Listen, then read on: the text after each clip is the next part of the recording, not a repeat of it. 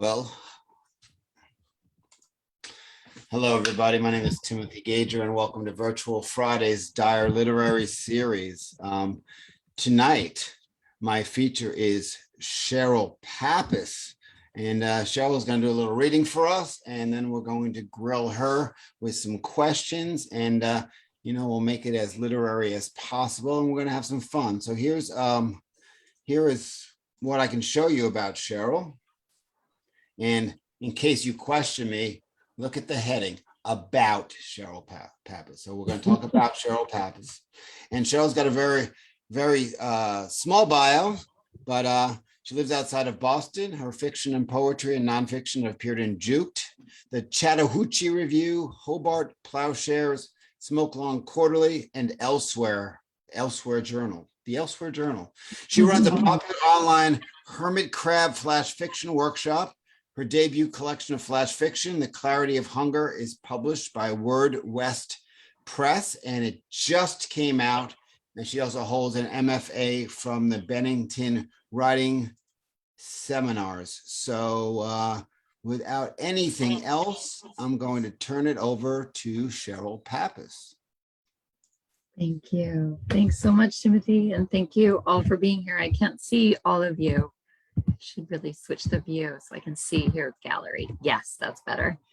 I like to see who I'm talking to. Thanks so much. I might end up doing having it on like the focused view. Yeah, like that. So if it's just that's fine. Oh, good. Okay, that's fine. Yeah. Sorry for my technical bullshit interrupting your reading. So go ahead. That's okay. Totally fine. So yeah, this is my book, The Clarity of Hunger. Just arrived just a little over a week ago. So it's my first book of stories.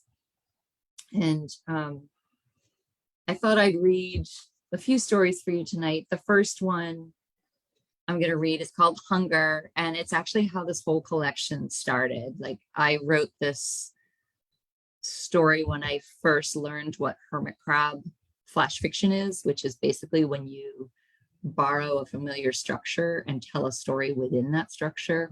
Like, you might borrow a recipe form or a math problem like what this is, or a to-do list. And so this is where it all began. It kind of took off. People really responded to this story, and I just realized I had a lot of other stories that kind of merged with what I was doing here, not with the form, but the concept. So, Hunger. Roger has 22 apples. He gives 5 to his baby sister, Rory. Rory says no fair and hits him with a stick. How many apples does Roger have now? The new movie theater in town with plush velvet seats charges $28 a ticket. Dave and Michelle have $14.38 in their account because Dave lost his job. If they don't pay more than the minimum balance of $37 for 5 years, how much would they have to pay on their credit card, including interest, to take little Ricky and Mike to see the new Disney film? Sherry is an only child born in a small town in New Hampshire. There were farms, meadows, and an uncle who touched her. She has lived in 12 cities since high school. How many new cities will she unpack boxes in before she finds a home in herself? Bonus if you can figure out how many rehab clinics. Donald Trump was president. Susie brings 20 balloons to the birthday party of her former lover. Her former lover kisses her in the corner of the closed-off bedroom and pops one balloon in between their bodies. How many times does the scene play out in her head for the next 2 months while she is doing dishes, folding the laundry, checking her messages? There are 567 daffodils in a field. One bulldozer is parked on a dirt road nearby. How many daffodils are left after 2 weeks?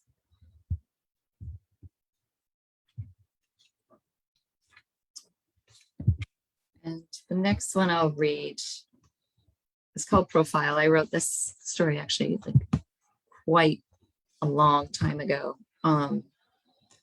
when online dating was new. I wasn't dating online, but a friend of mine was, and I was kind of astounded by the whole process. So I wrote a story in the form of an online dating profile. Profile. I really like movies. I enjoy fine dining at nice restaurants, long walks, etc., etc. What I'm really looking for is someone who will crave my attention over and over again, who really knows how to dig for me, who can crack a bottle of champagne over a ship with grace, who has the keys to a Mercedes, who will take me on curvy highways littered with plastic keychains, who will drive me out into the night sky filled with stars and fill me with said champagne with bits of broken glass inside, who will tear my heart open wide as the night sky, who will know the names of flowers, of birds, who will walk undeterred up a mountain ledge, who will know the secrets of bees, who will try and try until he gets it right, who will fill and fill until there's no more. He must love his family and with passion. He must worship family gatherings as if they were church itself. And I want children, lots of children, with lots of speckled oaks in our yard and free-loving birds in our driveway. I want velour couches and silver cookware. I want desire to end. I want to want no more. You will fill up everything for me so that I can finally be what it is I crave, so intense. And I want to lose this desire into the night sky. I want to feel the pressure of the earth's weight on my back, pushing up into me, lifting me so that I can no longer see. My children will come out of me like flowers that will drop from heaven, and there you and I will be, cedars, done. I want my hair to be disheveled, to go gray and lifeless. We are the afterflowers. We wash our dishes clean, put them away, love from a distance.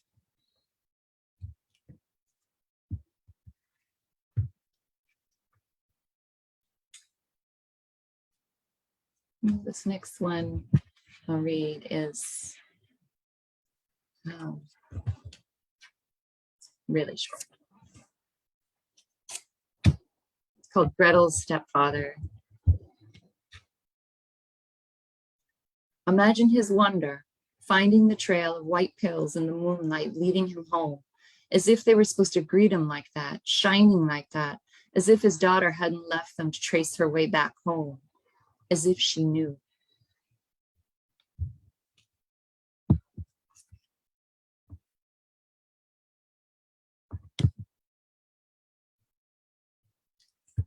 The last one I'm going to read for you is called Tending the Elephant. It's, I think it's the most recent story I wrote for this collection. I wrote it last year. Tending the Elephant. As the sun rises, she squeezes the circus yellow sponge over the giant pail and climbs the 30-foot ladder resting against the elephant's side. The elephant is perfectly still. Everything is perfectly still. On the other side, her companion hasn't shown up yet.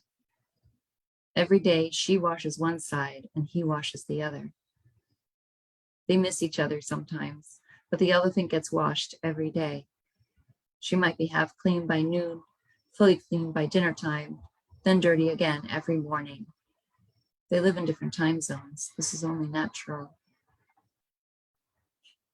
The soap washes out the wrinkles so that the elephant's skin is bone smooth. She makes huge circles with the sponge. She can hear her breath working harder. The soapy lavender water spills over her fingers. Her ring glistens in the sun, which is higher than the birch trees now. She wonders if he'll be by this morning. It's been 3 days. The sky pierces blue. The Ferris wheel behind her begins its daily spin, its colors gaining ground. Children scream with delight and fear. The elephant lifts one foot, then the other. On the other side, she hears the clanking of the handle against the pail, the shaking of the ladder. The big girl's so dusty today, he says. She can tell he's about the height where she is, on the other side of 30,000 pounds of flesh. She lays her palm flat on the elephant's skin. Yes, I know, she says. I've been here since sunup. Late night for me. I've had a long day already, he sings. He whistles. She's never seen his face, but she imagines it. This new soap smells so good, she says, like a bath. Oh yeah, you know she's loving this. She gets back to washing. Cirrus clouds morph to cumulus. She'll have to go soon.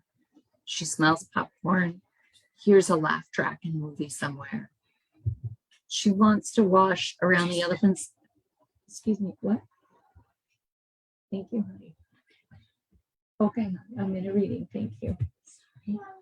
It's okay.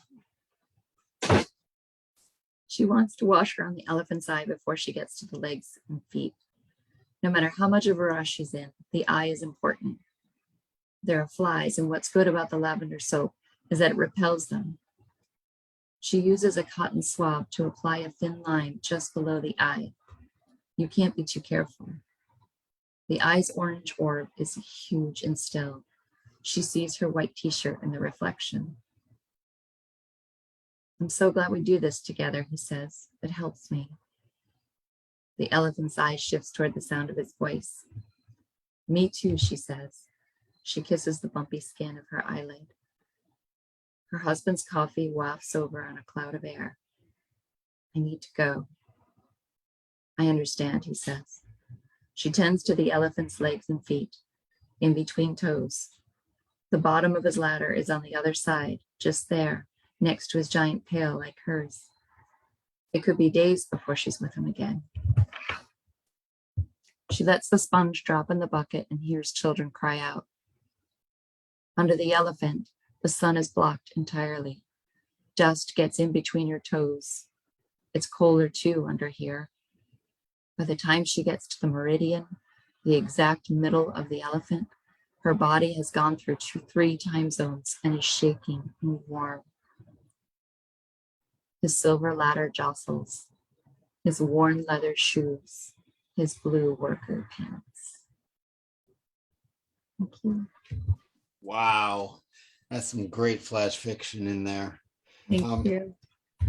But tell me a little bit about The Clarity of Hunger. Is this your first book? Yes, it's my first book. Mm-hmm. So is it everything that you thought it would be? Or? Oh, having a first book? Yeah.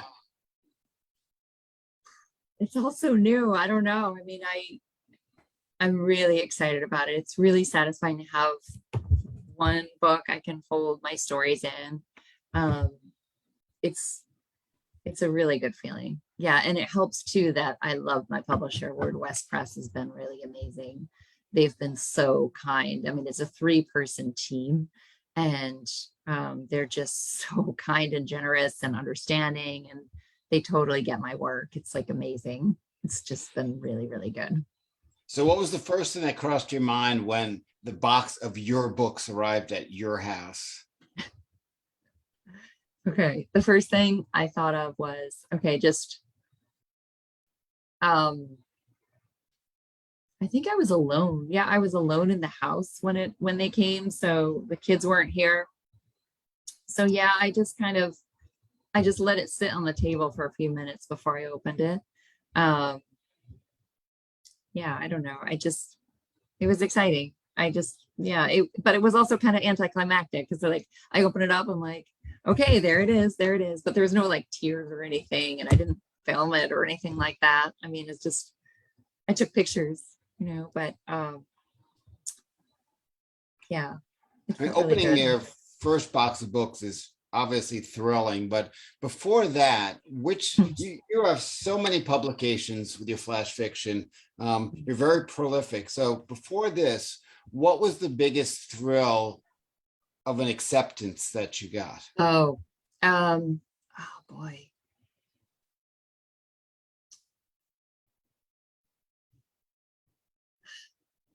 I think it's a toss-up because I wrote an essay actually about my brother who overdosed on fentanyl, and I tried getting that published, this essay published for like 4 years. And when that was finally accepted, I was like, I cried, cried. It was really, really satisfying. But for fiction, it definitely is the Tending the Elephant story, because I knew it was really solid. I love that story. It's probably my favorite story in the collection. And all these really top places kept saying, so close, but no. And then when Hayden's Ferry Review wanted to publish it, I was ecstatic. Yeah, I'm very, I love writing flash about circuses and elephants and things like that. Why do you think writing about carnivals and circuses is attractive to you? I'm really using it as an absolute metaphor for just the chaos of daily life. It went with the elephant, which the story started out with just this image of an elephant in my mind. I didn't plan like a circus story, or, I knew there were going to be two people cleaning an elephant. I just knew that. Once I saw the elephant, I knew that was what was going to happen. And the circus elements just kind of flowed in there as I was drafting, because I was thinking of just a disturbance of the peace. And, circuses are absolute, chaotic settings. So, yeah.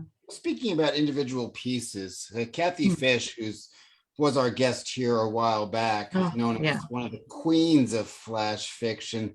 She said about your collection, the book lands with truly one of the most beautiful and profound flash pieces that I've ever read. Now, is that the elephant story, or which one is she talking about? It's a story called Homework, which I was thinking about reading tonight. I didn't have it on my list, but yeah, it's in the form of multiple choice quiz. Yeah. And most people associate poetry with form. I don't know too many flash fiction writers that write in form. Are there any others that you know of? Oh yeah, like Hermit Crab is definitely taking off as flash. Like, and also this whole, like, the idea of the Hermit Crab came from a book about Hermit Crab essays. That was actually where the idea of borrowing forms originated. I mean, in current times. So yeah, it kind of, flash fiction's kind of taken it over, or not taken it over, but also joined in. And yeah, a lot of flash fiction people still don't exactly know what it is, but they want to, like, when they sign up for my class, they want to just experiment. They're like, hey, I've heard about this. It seems like really fun to write. And then they end up getting hooked like me. It's not all I write, but I like to play with it. Here's a question about form from John. Have you ever written a story based on mathematical proof by contradiction? No, but I invite you to. It sounds like you want to. I think you should write that. I wouldn't even know how to begin with that, John, but please. Yeah, no. John's pretty prolific too, so I'm sure he'll give it a shot. Yeah. And Barbara wants to know the essay on your brother. Is it somewhere online that can be read? And maybe title can be Googled. Yeah, actually, hold on, just let me see. I can give you a link right here. It's really easy to find. Okay, so the link's going up, and while the link's going up, Seamus has said that, where do you get your inspiration for all your ideas from? And does the form, and I'm going to jump on that question too, does the form come first, or do you decide that this may fit a form and then you revise? So the first part is, where do you get your inspiration from? I don't mean to my inspiration comes from all sorts of places. I definitely I can't say one, or I can't say where, like, one place, but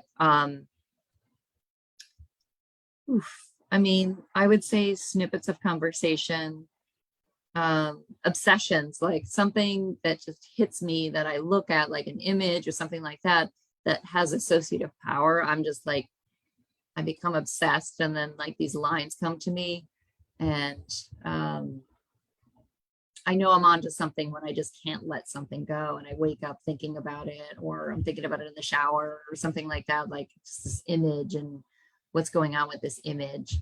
And then the second question about form. When I wrote homework, the multiple choice work, the form just hit me. I knew I wanted that form, and I knew what I wanted to say at the same time. I knew I had these questions. And so it just kind of was this nice merging of form and concept at the same time. So I don't try to pigeonhole a story into a form. Like I don't think like, oh, okay, I'm going to write a recipe. Let's fit something in there. You know, it's like there has to be something already germinating in my mind that would lend itself, and I go with that. So with the germination, how long does it take? That make it take longer to write the piece, or have you ever sat down and sort of written something beginning to end within the form and been like, nailed it? Homework was like that. Homework was definitely like that, where I knew that I knew what I was doing almost right away, because it was a really old idea for me. I grew up Catholic, so I went to CCD and stuff. Did you too, Tim, or no? Yes, I did. Okay, I knew it. I had a feeling. But like, yeah, exactly. Yeah, like this, when you grew up in that culture, kind of it's like, I always envisioned when I was a kid that at the end of my life, there's going to be this priest who's asking me these questions like, okay, what did you learn? Like, did you do this? Did you that? I mean, it's just like this weird kid thing for me. So spit your thumb out first. Yeah, right. Exactly. Just so, that kind of parochial sensibility came up when I actually was having like a big health problem. And so for some reason, just those two things collided, where I was like really worried about my health and thinking about my mortality. And then I was remembering that question, like the questions, but not the questioner. It's not a parochial kind of quiz, or not kind of like mean tempered or anything like that, but just that form of the quiz felt natural. Well, I know that we first met when you attended a live version of my Dire Literary series in Cambridge, Massachusetts. Now, did that change your life in any way? Why, yes. Yeah. I was telling Tim that I just have fond memories of going to that series in Cambridge at the Out of the Blue Gallery in Cambridge. And there was one night when I was there, and it was a poetry reading. I want to say it was a poetry reading. And behind the poet, were all the paintings behind the poet. And I was just sitting there, and I was obsessively staring at this one canvas that was like really dark, beautiful blue with cypresses and hills. And I was about to embark on this month-long journey. I wasn't sure where I was going to go yet, between moving from Boston and New York. And I just was so inspired. I bought that painting that night, and I went home. I took it home. I treasured this painting so much, and it was my first work of art. And soon after that, I decided to go to Italy. And with Italy, that month in Italy kind of changed my life. If I didn't go to Italy, I wouldn't have met my husband. A few years later, it all kind of catapulted, all from your series.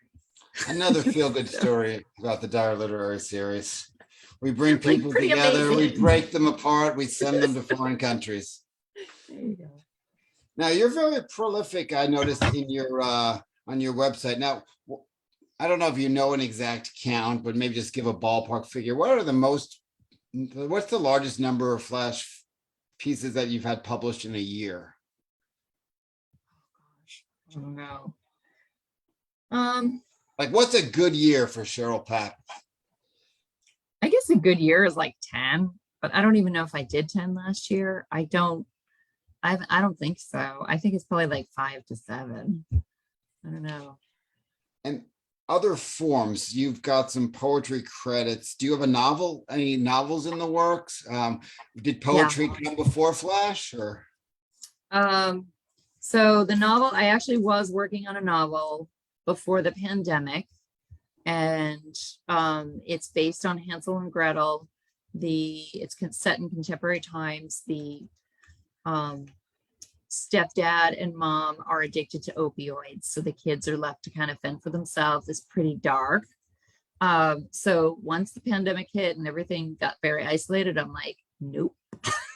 Like, I'm gonna put that aside because I can't deal with that. It was heavy because my brother died from an overdose. So it was like I was really getting into some intense stuff. So I was like, no, that's not going to happen. So then I started writing a ton of flash fiction. Actually, probably last year was my most prolific year for flash. Yeah, you had another follow-up question there. Yeah, it had to do with the Flash. When you got your MFA in Bennington, did they offer a degree in Flash fiction? I know that Randall Brown might be the first school and the first person that developed an MFA for Flash. So I was wondering if Bennington is in line with that. No, but I wrote really short when I was there. Well, flash fiction wasn't like a thing when I was at Bennington. It was in 2007.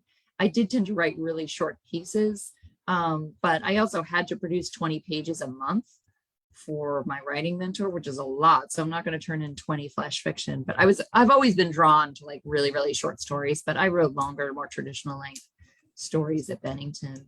I'm sure there's a lot more flash there now because I think flash fiction's really taken off, especially in the last 5 years.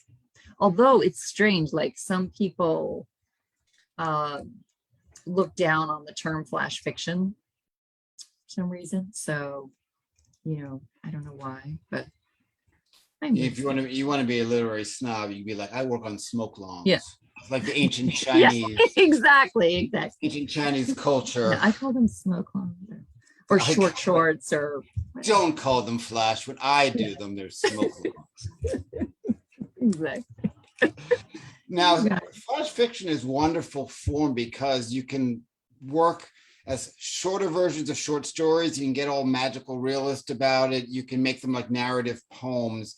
And now I've learned that you can do it in form. So I think a great book about the different types is The Field Guide to Flash Fiction. Did you ever read that one? Yes. Oh, yeah, absolutely. Rose Metal Press. Yeah, no, that is brilliant. That is really good. When I first taught a flash fiction course, I don't know, 3 or 4 years ago, for this organization, Pen and Paper Writing Workshops, I read that. And there's like a whole long section in the beginning about the history of the form, which goes back, like the SmokeLong idea, I mean, it's old. I mean, you could take it back to ancient Greece, older than that, China. So it's existed in many forms, just not called flash fiction, but it definitely is up now. But yeah, that's a great book. Have you read it? Oh yeah. That was when I first started getting, because those are all the people that, way back when all of these folks were like in these little online enclaves. Oh, right. Kathy Fish is like, when the Field Guide came out, it was all written by those folks. It was, Rusty Barnes and Kathy Fish had a section, and it was kind of like Cami Park, all those folks. And it's kind of like, it was great to see how they did it. Yeah. Yeah. So everybody, after you buy Cheryl's book, the same order, you can buy the Field Guide for flash fiction, which is highly recommended. Exactly. Well, that was really awesome talking to you, and thank you so much for being our guest here. Thank you so much for having me. And let me show everybody, just in case, to jog people's memory. And this is right off the Word West website. Besides these other books, the one smack in the middle of their website, there is The Clarity of Hunger by Cheryl Pappas. So please check that out, especially like if you enjoyed a reading tonight like I did. It's definitely a must read. So So for all the folks that are watching live on the Facebook stream, I'm going to bid you adieu. And if you wanted to join and ask questions the next time, I say this because people that watch the live feed start asking questions in the live feed, and I just can't see them because I only have Oh, one. okay. I have one screen. So if you Hmm. want to get involved, join the Zoom link and you can do that. And also, if you want to read your own flash fiction poems or sections of anything, you can log on to the Zoom link right now and read in the open mic. So what a terrific reading. Thank you so much, Cheryl. Thank you.